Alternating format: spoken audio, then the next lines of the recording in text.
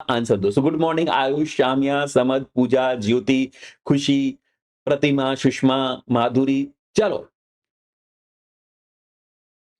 देखिए, हर एक जो बात है उसमें कोई ना कोई बहुत इंपॉर्टेंट कंसेप्ट छुपा हुआ है और उस कंसेप्ट को ही आपको ढूंढना है।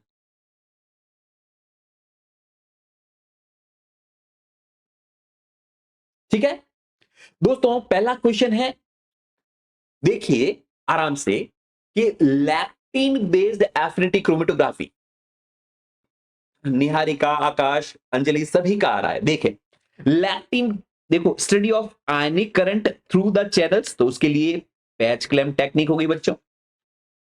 Important for protein glycoprotein and glycolipid, lectin based हो गई। Fluorescence resonance after photo bleaching, basically protein और लिपिड का डिफ्यूजन से स्टडी कर सकते हैं। हाइड्रोपैथी प्लॉट से आप ये पता कर सकते हैं कि ऐसे कौन से अमीनो एसिड का सेगमेंट है जो कि most probably trans membrane region में पाया जा सकता है। तो इसके हिसाब से हमारे पास ए का आंसर हुआ 2, बी का आंसर हुआ 3, सी का आंसर हुआ 4 और डी का आंसर हुआ 1। Very good. तो जिन्होंने भी आंसर 3 दिया है बिल्कुल सही दिया है। जिन्होंने 4 दिया है इसका मतलब उन्होंने कहीं ना कहीं पर डेफिनेट गड़बड़ की है ना। लैक्टिन उस प्रोटीन का नाम है जो कार्बोहाइड्रेट के साथ इंटरेक्ट करता है, और कार्बोहाइड्रेट लिपिड के साथ भी हो सकता है, प्रोटीन के साथ भी जुड़ा हुआ हो सकता है। Fluorescence resonance after photo bleaching से आप लिपिड्स या प्रोटीन या ग्लाइकोप्रोटीन की मेम्ब्रेन में मोबिलिटी को चेक कर सकते हैं। हाइड्रोपैथी प्लॉट में जो पॉलीपेप्टाइड सीक्वेंस में अमीनो एसिड्स है उनको हाइड्रोफोबी और हाइड्रोफिलिसिटी के हिसाब से अरेंज कर सकते हैं, और अगर लगातार आपके 19-20 अमीनो एसिड्स हाइड्रोफोबिक आते हैं तो उससे अंदाजा लगाया जा सकता है कि प्रोबेबली वो वाला रीजन मेम्ब्रेन को स्पैन करता होगा। ठीक है, चलो अगला सवाल आपके लिए। देखिए आराम से, कोई जल्दबाजी नहीं है, थोड़ा सा अप्लाइड क्वेश्चन है, सेल बायोलॉजी से है, इसी तरीके का क्वेश्चन एग्जाम के अंदर अपियर हो सकता है बच्चों। जी हां, टेस्ट सीरीज अब सिर्फ आप ₹1 में प्राप्त कर सकते हैं। उसके लिए आपको कूपन कोड भरना है IFS 99। Good morning Deepti, lavish, you, सब आपस में गुड मॉर्निंग करो, इसका आंसर दो। देखो क्वेश्चन क्या है उसको समझने की कोशिश करते हैं और फिर पता लगाने की कोशिश करते हैं कि इसका क्या प्रोबेबल आंसर हो सकता है। हेलो माही, नो इश्यू। बहुत ही बढ़िया क्वेश्चन है। कहा गया है दो लिपोसोम्स हैं, लिपोसोम ए और लिपोसोम बी। लिपोसोम ए के अंदर फॉस्फेटकोलिन और कोलेस्ट्रॉल है। लिपोसोम बी के अंदर फॉस्फेटसीरीन को भी रखा गया है, फॉस्फेटकोलिन और कोलेस्ट्रॉल के अलावा। अब कहा है कि हमें यह पता करना है कि लिपोसोम में फॉस्फेटसीरीन कहां पर पाया गया है, बाहर की तरफ, अंदर की तरफ फॉस्फेटसीरीन कहां कहां पर मौजूद है, उसको पता कैसे करें। तो कई सारे रिएजेंट्स या प्रोब्स दे रखे हैं, उनमें से किसका आप इस्तेमाल करेंगे। तो ध्यान रखिए, देखिए बहुत सिंपल तरीके से इसको सॉल्व कर सकते हैं। कई जनों के आंसर भी आ चुके हैं। फॉस्फेटसीरीन को पता करना है हमें, किसे पता करना है, लिपोसोम में फॉस्फेटसीरीन को। तो phosphatidylserine it has high affinity for annexin 5, ये तो होना ही होना है। फॉस्फोलाइपेज सी और फॉस्फोलाइपेज डी फॉस्फेटसीरीन के लिए स्पेसिफिक नहीं है, ये इन जनरल सभी फॉस्फोलिपिड्स के ऊपर एक्ट करते हैं।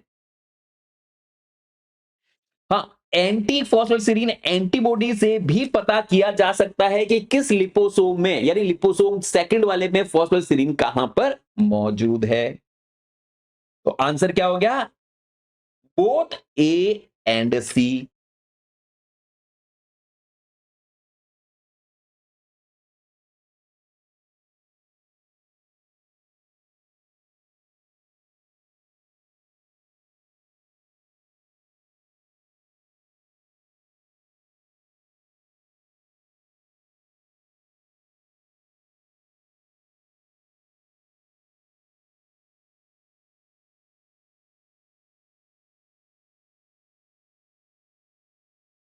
है ना।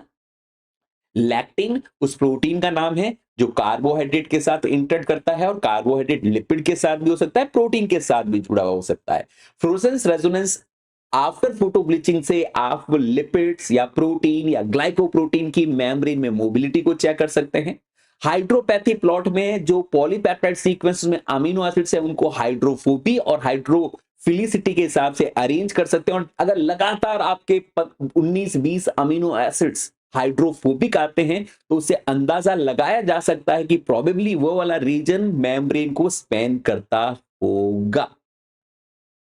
ठीक है, चलो अगला सवाल आपके लिए। देखिए आराम से, कोई जल्दबाजी नहीं है, थोड़ा सा अप्लाइड क्वेश्चन है, सेल बायोलॉजी से है, इसी तरीके का क्वेश्चन एग्जाम के अंदर अपीयर हो सकता है बच्चों। जी हां, टेस्ट सीरीज अब सिर्फ आप ₹1 में प्राप्त कर सकते हैं। उसके लिए आपको कूपन कोड भरना है IFS99। Good morning Deepti, lavish, you सब आपस में गुड मॉर्निंग करो, इसका आंसर दो। देखो क्वेश्चन क्या है उसको समझने की कोशिश करते हैं और फिर पता लगाने की कोशिश करते हैं कि इसका क्या प्रोबेबल आंसर हो सकता है। हेलो माही, नो इश्यू। बहुत ही बढ़िया क्वेश्चन है। कहा गया है दो लिपोसोम्स हैं, लिपोसोम ए और लिपोसोम बी। लिपोसोम ए के अंदर फॉस्फेटकोलिन और कोलेस्ट्रॉल है। लिपोसोम बी के अंदर फॉस्फेटसिरीन को भी रखा गया है, फॉस्फेटकोलिन और कोलेस्ट्रॉल के अलावा। अब कहा है कि हमें यह पता करना है कि लिपोसोम में फॉस्फेटसिरीन कहां पर पाया गया है, बाहर की तरफ अंदर की तरफ फॉस्फेटसिरीन कहां कहां पर मौजूद है, उसको पता कैसे करें। तो कई सारे रिएजेंट्स या प्रोब्स दे रखे हैं, उनमें से किसका आप इस्तेमाल करेंगे। तो ध्यान रखिए, देखिए बहुत सिंपल तरीके से इसको सॉल्व कर सकते हैं। कई जनों के आंसर भी आ चुके हैं। फॉस्फेटसिरीन को पता करना है हमें, किसे पता करना है, लिपोसोम में फॉस्फेटसिरीन को। तो phosphatidylserine it has high affinity for annexin 5, ये तो होना ही होना है। फॉस्फोलाइपेज सी और फॉस्फोलाइपेज डी फॉस्फेटसिरीन के लिए स्पेसिफिक नहीं है, ये इन जनरल सभी फॉस्फोलिपिड्स के ऊपर एक्ट करते हैं। हाँ, एंटी फॉस्फेटसिरीन एंटीबॉडी से भी पता किया जा सकता है कि किस लिपोसोम में, यानी लिपोसोम सेकंड वाले में फॉस्फेटसिरीन कहां पर मौजूद है। तो आंसर क्या हो गया, बोथ ए एंड सी। तो जिन्होंने भी आंसर एक बार वापस 3 दिया है वो परफेक्ट आंसर है, उसमें कहीं पर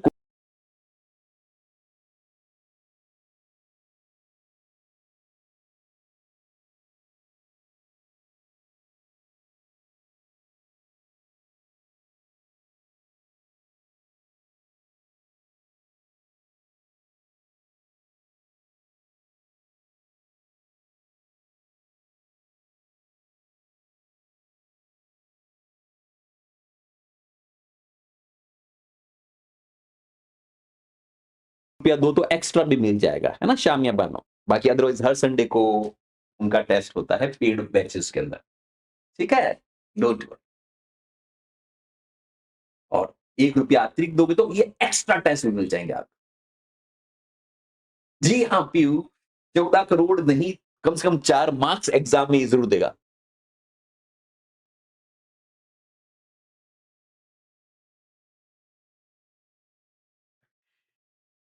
कहा है कि cholesterol is taken up by cells via receptor mediated endocytosis utilizing LDL, that is low density lipoprotein, and LDL receptors. In a cell line with a mutation in LDL receptor that is unable to interact with LDL at pH 4 to 6, यानी LDL receptor LDL के साथ 4 या 6 के ऊपर interact नहीं करता, तो उसकी वजह से क्या चीज प्रभावित होगी, binding of LDL cholesterol plasma ये प्रभावित नहीं होगी क्योंकि पीएच 7 होता है।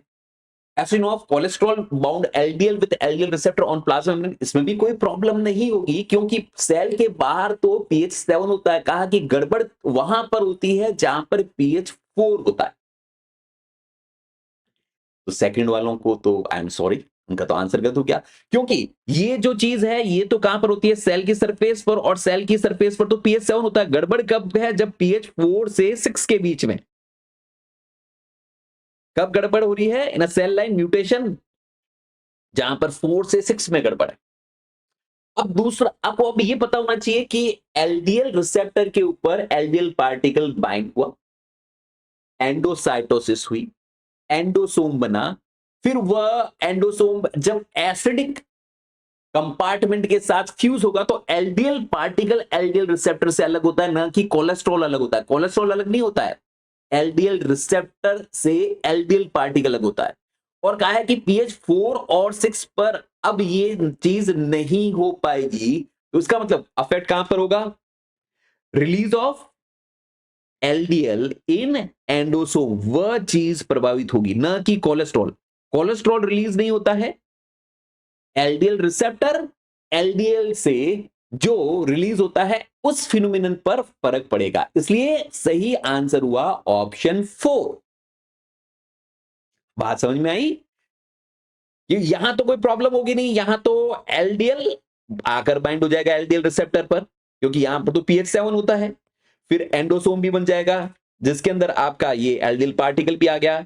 फिर ये जहां पर एसिडिक कंडीशन होती है, यहां पर ये आकर फ्यूज भी हो जाएगा, पर यहां पर रिलीज नहीं हो पाएगा, एलडीएल पार्टिकल है वो रिलीज नहीं हो पाएगा, क्योंकि यहां पर पीएच 4 है। ठीक है, अच्छा, बहुत बढ़िया क्वेश्चन था। एग्जैक्टली ऐसा ही क्वेश्चन आने वाले एग्जाम में अपियर हो सकता है। चल, ये क्वेश्चन देखो आपके लिए, और बहुत बढ़िया सा क्वेश्चन है, फ्रैप से क्वेश्चन है, fluorescence resonance after photo bleaching. हाँ, अगर ये आयरन वाले में क्वेश्चन होता तो फिर आयरन रिलीज होता, फिर है ना, क्योंकि आयरन में ट्रांसफेरिन रिसेप्टर, ट्रांसफेरिन और आयरन होता है, वहां पर ट्रांसफेरिन से सिर्फ आयरन रिलीज होता है, जबकि एलडीएल वाले के अंदर एलडीएल और कोलेस्ट्रॉल अलग अलग नहीं होते, एलडीएल का ही हिस्सा कोलेस्ट्रॉल होता है। बिल्कुल सही आपने कहा, ये बुक में क्वेश्चन नहीं है, ये आने वाले समय के क्वेश्चन है। So these questions are not any of the book. These are the most probable questions, most probable 21 questions, जिनमें से सीएसआर में पक्का कोई ना कोई क्वेश्चंस एज सच बनेंगे। हेलो नितेश, इसका आंसर दो। हाँ, ये क्वेश्चन बुक में नहीं है बेटा, ये क्वेश्चंस ह्यूमन एआई, केसी सर का ह्यूमन जो आर्टिफिशियल इंटेलिजेंस और नेचुरल इंटेलिजेंस ने मिलकर बनाए हैं, ये आने वाले समय में बुक में क्वेश्चन आएंगे, नेक्स्ट जब एडिशन आएगा तब। चलो, इसका उत्तर भी आना शुरू हो गया। तो दोस्तों यहां पर देखिए टाइम एक्सेस दे रखी है और इधर तरफ रिकवरी दे रखी है, जो बहुत कम समय में ही रिकवरी कर रहा है। इसका मतलब या तो वह कोई लिपिड है या पेरिफेरल प्रोटीन है, और जो 100% रिकवरी कर ही नहीं पा रहा है, जो रिकवरी कर ही नहीं पा रहा है, वो 100% तक पहुंच ही नहीं पा रहा है, वह कोई मेम्ब्रेन एंकर्ड होना चाहिए। जो लेट रिकवरी कर रहा है वो कोई ऐसा प्रोटीन होना चाहिए जो कि सेल मेम्ब्रेन को मल्टीपल बार स्पेन कर रहा है। तो इसके हिसाब से हम कह रहे हैं फॉस्फोलिपिड का कौन सा ग्राफ हो सकता है, फॉस्फोलिपिड तो सबसे ज्यादा तेजी से मोबिलिटी करते हैं, इसलिए वो फटाफट रिकवरी होगी, बी हो सकता है। अब membrane protein bound to cytoskeleton, ये सी वाला हो सकता है, क्योंकि जो साइटोस्केलेटन के साथ एंकर्ड होगा वो 100% रिकवरी नहीं कर पाएगा। अब peripheral protein attach to extra cellular face, ये ए हो सकता है, क्योंकि वह उसका मूवमेंट कंपेरेटिवली ज्यादा होगा। फिर कहा है कि जी प्रोटीन कपल रिसेप्टर वो मल्टीपल टाइम स्पेंड करता है, इसलिए उसमें रिकवरी थोड़ी सी लेट होगी, इसलिए इसका आंसर डी हो सकता है। तो अब मैच कर लीजिए, आंसर निकल आएगा। अब तो आंसर निकल ही आएगा। तो क्या करना है, ए किसके आगे आ रहा है, ए के आगे 3, बी के आगे 1, ए के आगे 3, ए के आगे that is a phospholipid,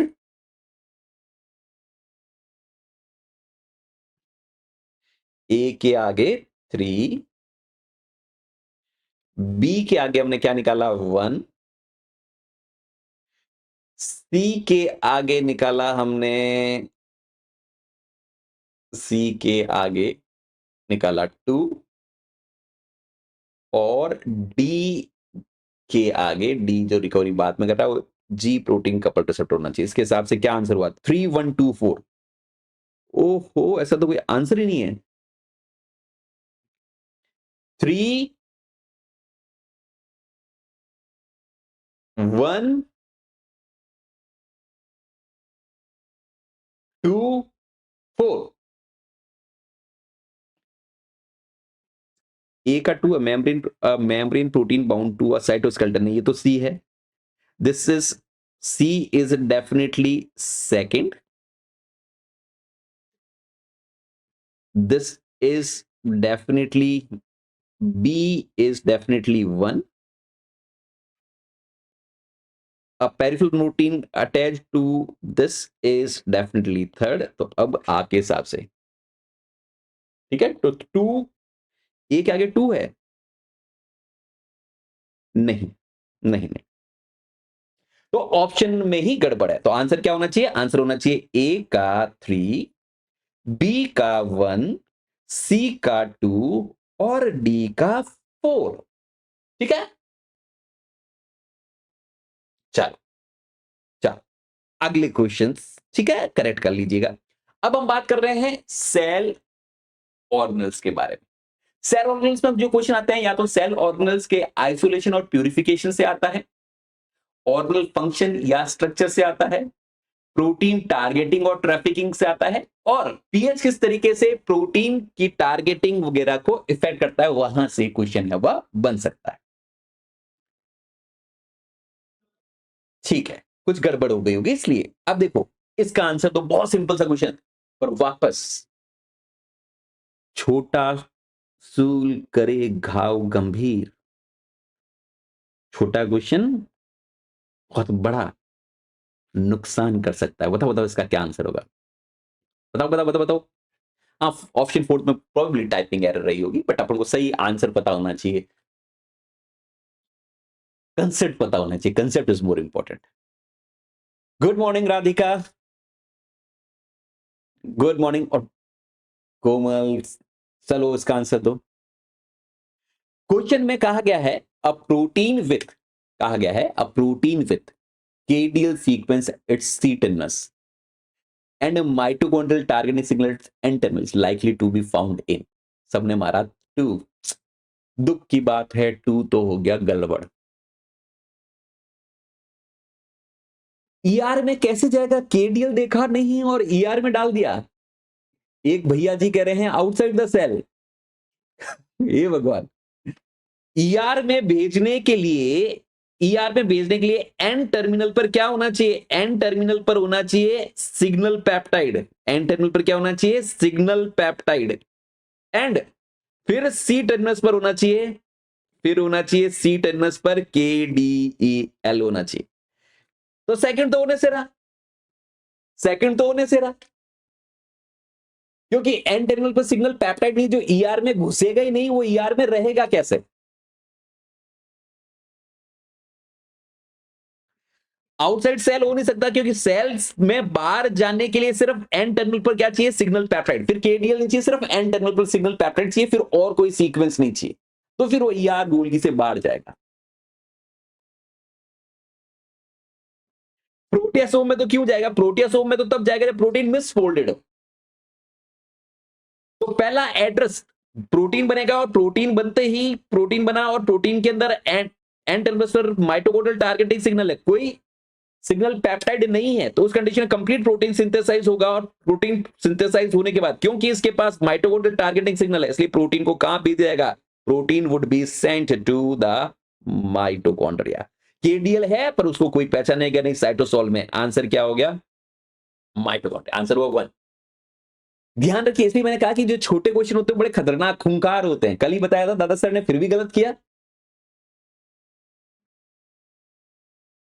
KDL देख, मुझे पता था बच्चे क्या करेंगे, KDL देखेंगे, आंसर ER तुक्का मार देंगे। और एग्जामिनर आपकी इन्हीं भावनाओं का फायदा उठाता है। उन्हें पता है कि बच्चे कहां गड़बड़ करते हैं। चलो कोई बात नहीं, वापस सेल ऑर्गेनल से ये रहा क्वेश्चन आपके लिए। वापस सही ढंग से आराम से सोचकर इसका उत्तर दो। और अब तक आपने सेशन को शेयर नहीं किया है दोस्तों के साथ तो प्लीज शेयर कर दीजिए ताकि ज्यादा से ज्यादा लोगों तक ये वीडियो पहुंच सके। ज्यादा से ज्यादा लोगों तक ये वीडियो है वह पहुंचना चाहिए। फटाफट बताओ, क्योंकि केडीएल तो तब काम आएगा जब पहले एक बार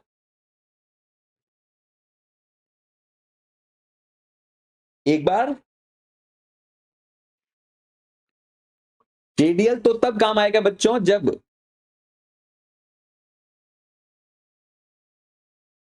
एक बार प्रोटीन ईआर में एंटर करे।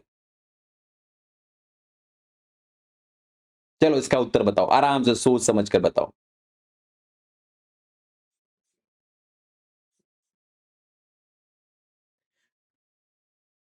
केडीएल देखते ही हमें तुक्का नहीं मारना है, यही तो हम बताना चाहते हैं आप लोगों को कि केडीएल देखा नहीं और तुक्का मार दिया, ये नहीं करने का है अपन को।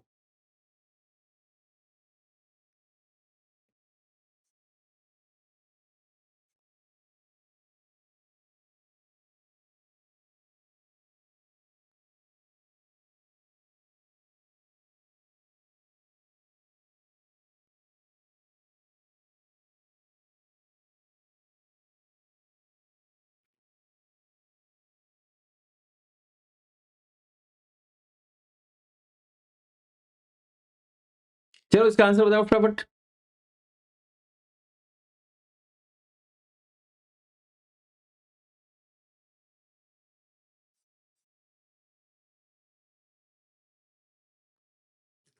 चलो देखो इसका क्या आंसर आपने बताया और क्या वो आंसर सही होगा कि नहीं होगा उसके ऊपर लगाते हैं दिमाग एक बार के लिए।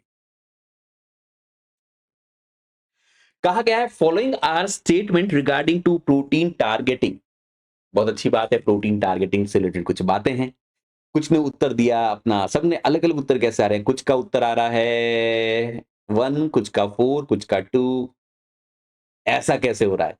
ऐसे गड़बड़ कैसे कर रहे हैं मेरे शेर, मेरे दोस्तों, मेरे भाइयों बहनों, मित्रों, यारों, ऐसे कैसे गड़बड़ चल रहा है?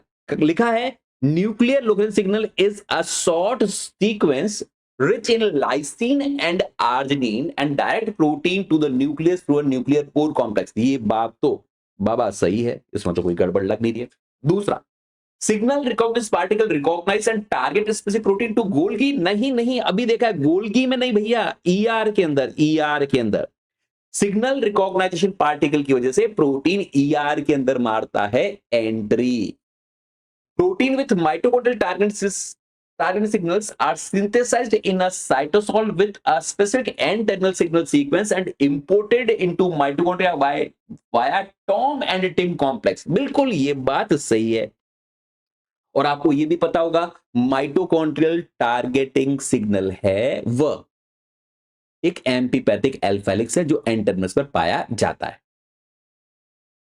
अगला है कि mannose 6 phosphate receptor they binds to lysosomal hydrolase in ER. नहीं नहीं नहीं नहीं नहीं नहीं भैया, ईआर में नहीं।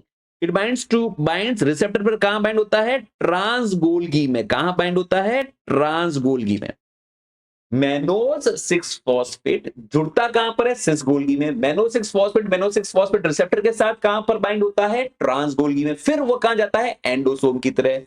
इसलिए ये भी गलत बात हो गई, ये भी गलत बात हो गई। हमें सही बात ढूंढनी थी और सही बात क्या हो गई? Statement A and C they are correct statement. चलो कोई बात नहीं, है ना। तो गलती नहीं करिएगा, देखिएगा छोटी छोटी बातें हैं, इनका आपको बिल्कुल ध्यान रखना है, इन्हें गलती नहीं करनी है आपको।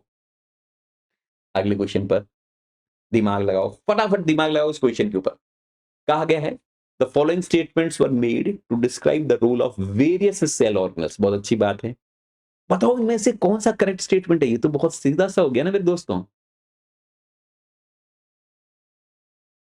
हाँ हाँ बिल्कुल बिल्कुल, अगर आप शेयर करेंगे तो मैं सेशन को आगे शेड्यूल भी करूंगा। These are not PYQ, these are most probable questions, MPQ है जो कि जून वाले एग्जाम में आएंगे। और मैं वापस एक बार कहता हूं कि आप याद करेंगे जब एग्जामिनेशन हॉल से बाहर आएंगे कि अरे यार केसी सर ने तो यही क्वेश्चंस बताए थे और यही क्वेश्चन एग्जैक्टली सेम कंसेप्ट वाले क्वेश्चन कैसे आ गए। वापस मैं कह रहा हूं question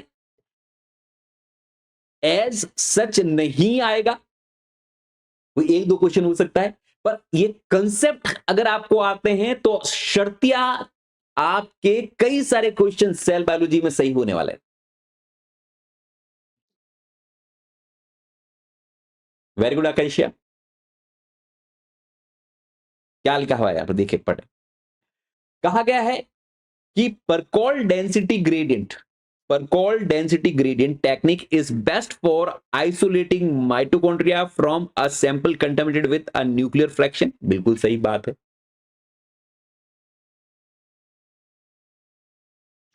A protein with N-terminal signal sequence is most likely begins synthesis on ribosome attached to rough यार नहीं।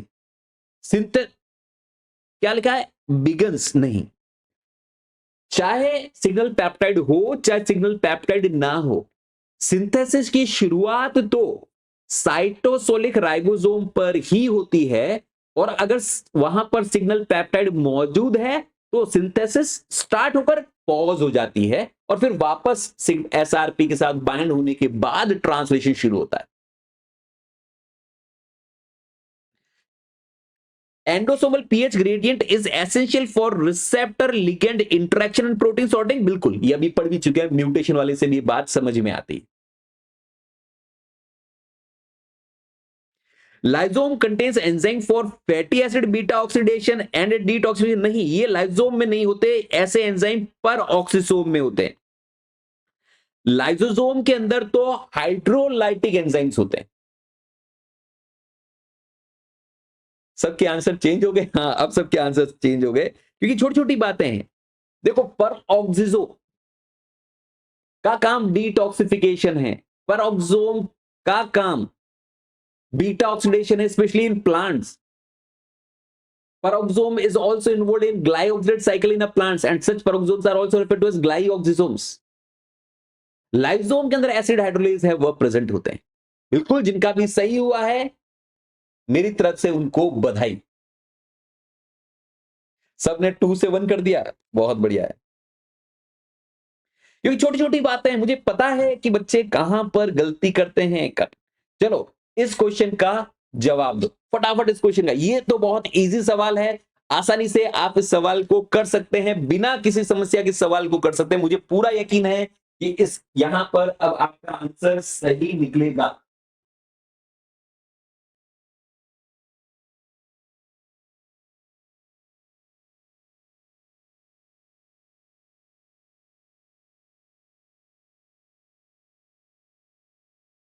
यहां पर पक्का सही निकलेगा, ये ज्यादातर बच्चों का आंसर सही होगा।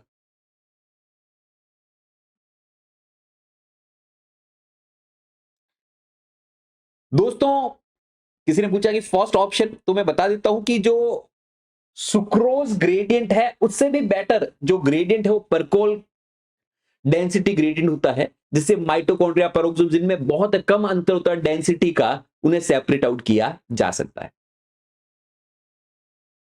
यहां पर बच्चों क्या कहा गया एक बार देखें। इसमें से रफ ईआर का देखो, लिपिड की सिंथेसिस और डिटॉक्सिफिकेशन कहां पर होता है? स्मूथ ईआर में। प्रोटीन सिंथेसिस और फोल्डिंग कहां पर होती है? रफ ईआर के अंदर। Mito protein sorting and glycosylation Golgi के अंदर। माइटोकॉन्ड्रिया कैसे इन्वॉल्व है? एपोप्टोसिस और कैल्शियम सिग्नलिंग के अंदर। यानी हमारे पास ए का आंसर होना चाहिए 2, बी का आंसर होना चाहिए 1, सी का आंसर होना चाहिए 4 और डी का आंसर होना चाहिए 3। 2 1 4 3। कोई आंसर है क्या ऐसा?